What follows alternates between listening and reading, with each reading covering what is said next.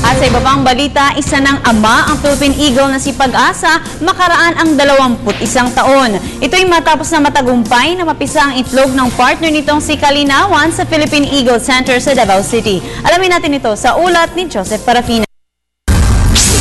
Sa wakas, naging tatay na rin ang agilang si Pag-asa.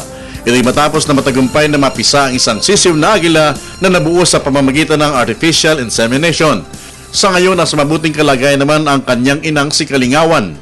Sa edad ng 21 taon, natupad na rin ang pangarap ni Pag-asa na magkainakay. Samantalang 20 naman ang edad ng nanay nitong si Kalingawan. Matamang binabantayan ngayon ng Philippine Eagle Center sa Barangay Malagos, Calinan District, Davao City ang mga ito. May bigat lamang na 158 grams ang agilang sisiw na hanggang ngayon ay wala pang pangalan. Ayon sa Philippine Eagle Foundation, kailangan maghintay pa ng 2 taon bago malaman ang kasarian ng bagong silang na agila.